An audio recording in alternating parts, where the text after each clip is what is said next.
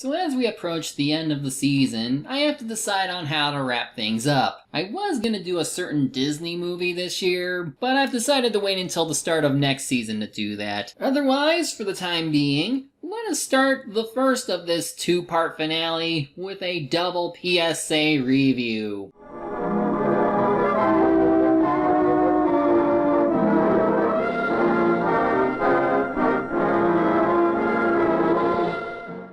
Given the brevity of these two, I thought it'd be best to combine them into a single episode. I'm still trying to rip that one corny VHS tape I have, though I do have a VHS player now. But for now, let's talk about One Got Fat. It sounds like a PSA about healthy eating with some fat shaming on the side, but no, it's a bike safety PSA. This comes to us from Interlude Films and probably released in 1963. It's written and directed by Dale Jennings, the playwright who inspired a 1972 John Wayne movie called The Cowboys. And the narration comes from Edward Everett Horton, most known for his work in Rocky and Bullwinkle. Not a whole lot to go on, given its age, but otherwise it was referred to from Riff Tracks to Cracked and even Adult Swim. It is considered to be a very creepy PSA, and you're going to see why. Right away, the narrator talks about a group of kids with mouse tails, yeah, just go with it, who like to get into all sorts of trouble. They also have bikes to get around,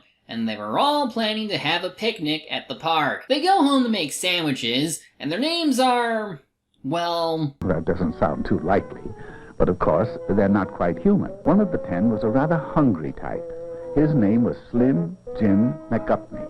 And his picnic lunch was what you might call a portable banquet. 'Cause he's fat! Well, even though healthy eating is not a part of this PSA, it still finds the time to fat shame. Anyway, since his bag is big, Slim asks Orv to carry it in his bike basket. Everyone else sees this and tries to offload their stuff as well. Orv is the Aruma of this group, I guess.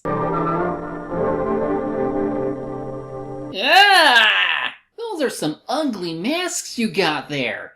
Like, one has their tongue out, two of them have mouths open like they're ooh-oohing at us, and the rest are just creepy smiles. Did they watch the At Your Fingertips PSAs? And as they leave, Slim is seen riding in front of one of his friend's bikes. That is an obvious no-no, but we'll get to that later. Basically, 9 of the 10 kids will get in trouble from not following guidelines. First, we have Rudy. He doesn't think he needs to make hand signals out of fear of looking silly. So...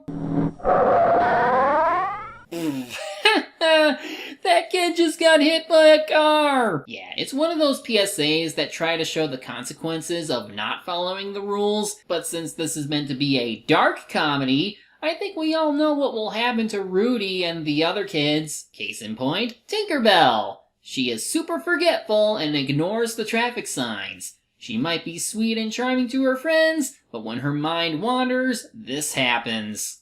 Here she goes.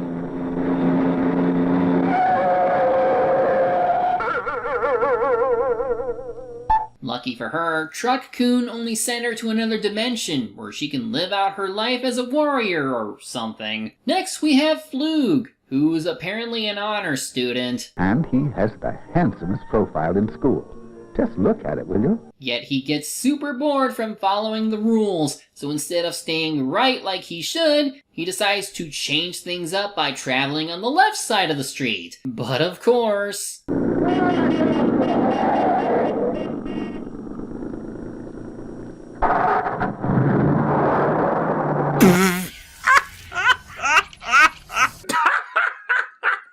Stupid surprise monkey.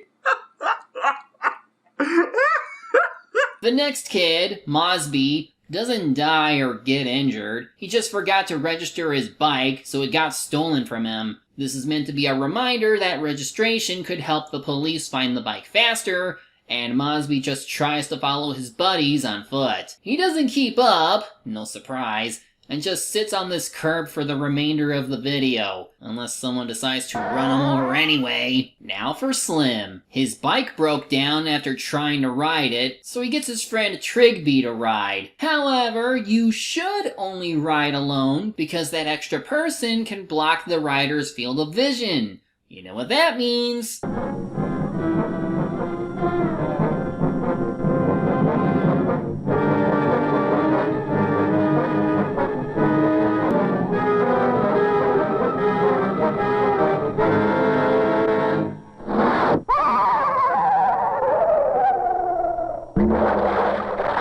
It would have helped if Slim actually spoke, but as we all know, monkeys can't talk.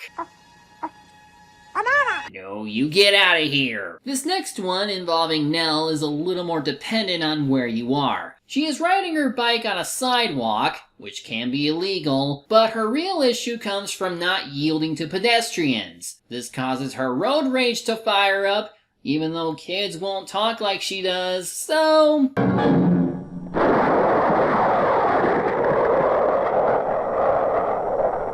By this point, it's clear that while a lot of these rules make sense, I'm not sure if going the dark comedy route was a good idea. Next, we have what is probably the most graphic, non-graphic death yet. This is Filbert, who hasn't been performing routine maintenance on his bike. He does say that he's getting a new one for his birthday, but the brakes on his current one are failing at the worst time. And what comes is neither car nor truck coon. It's...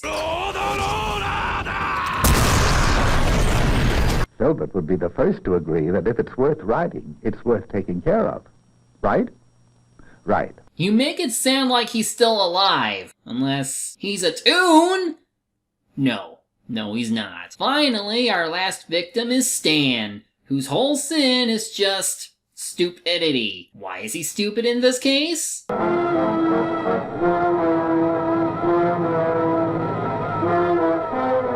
You are now looking straight at Stanislaw Higginbottom. He has neither lights nor reflectors.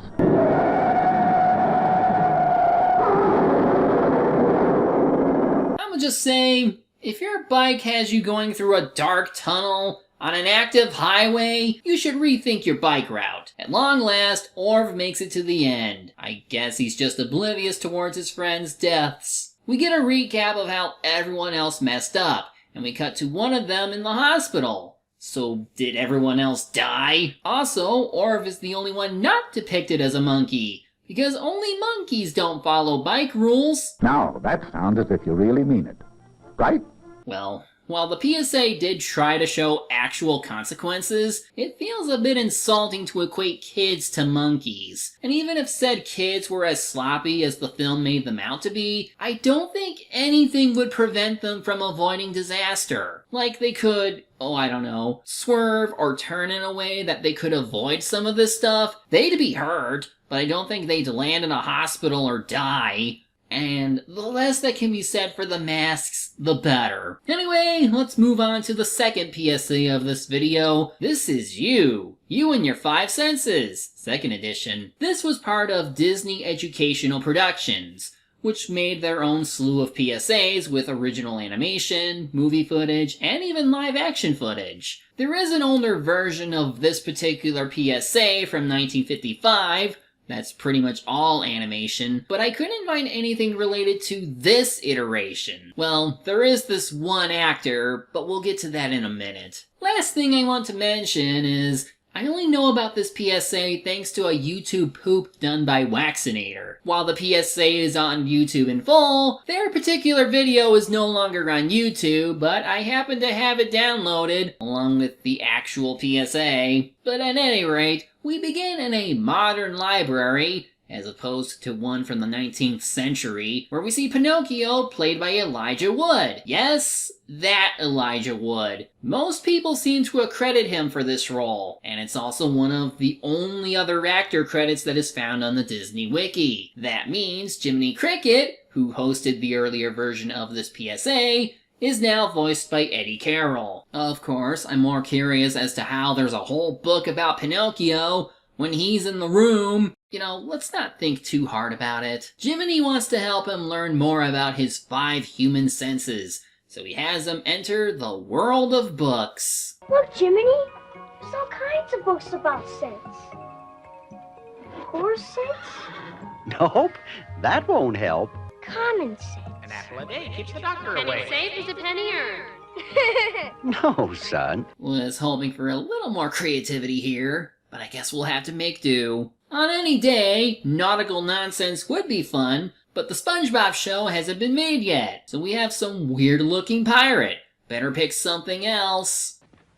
Here's what we're looking for, Jiminy. But then the pirate book starts moving slightly until it falls over, and out comes the other main character of this short. What do they be calling you, young lad?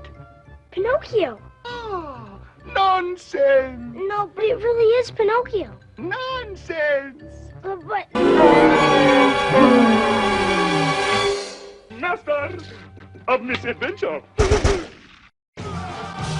Okay, I promise no more YouTube poop for the rest of this review. Captain Nonsense is just here to make Pinocchio look smarter, because this guy is in need of more help. Oh, well, I know all about the senses.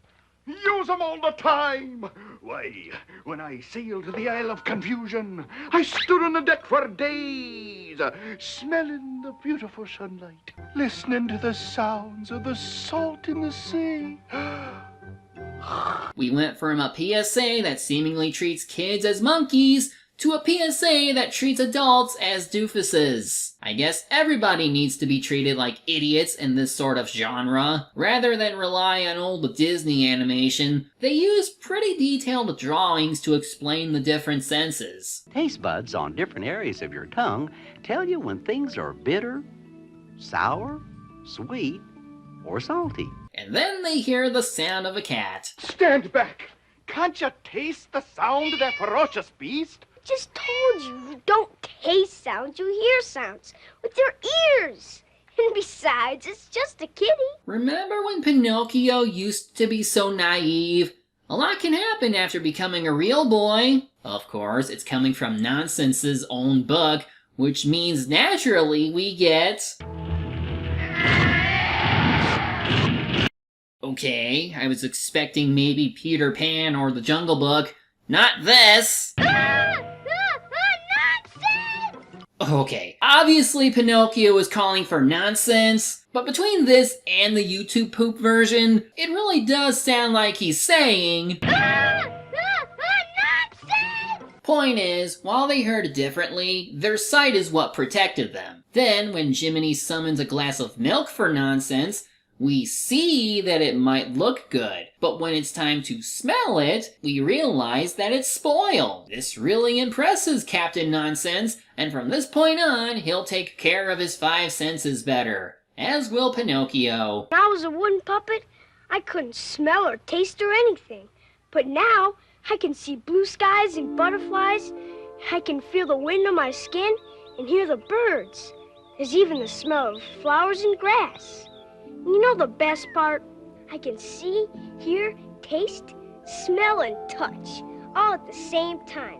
And life's just, well, sensational. Well, so long as no one tries to pollute the world with sights and smells that would be harmful to our bodies. But what are the odds of that happening? The short should be over, but they padded out some more with Nonsense asking Pinocchio to be his first mate, on top of some other weird stuff. It's actually meant to go over how one protects your 5 senses, and they even have footage of kids using similar items. As sunglasses and sunblock to protect you from the sun's harmful rays. Head horns and knee wrappers make great gloves and scarves to protect the skin from cold. But now things come to an end, as Nonsense feels like he's outgrown his own book. So Jiminy says he can stay here instead. Oh, what'll I tell me crew? Tell him you finally come to your senses. As one commenter once said, That shit don't need any editing. Well, there we go. 2 PSAs in one video. And what have we all learned from this? We learned that kids with monkey brains are bound to ignore even the most basic safety precautions surrounding bikes, so they'll either die or be harmed severely. The adults are any better, so they need crickets and other kids to steer them back on course. In seriousness, One Got Fat at least tried to scare the audience into obedience by showing what will go wrong if they don't fall in line, and the updated version of You and Your Five Senses does the job, but without the charm from the original. There was some amusement from the Uncanny Valley, like with the silly pirate man, but ultimately, you're better off just watching riffs or YouTube poops of this stuff. I'm the Media Hunter. Media's my prey, and reviewing them my way.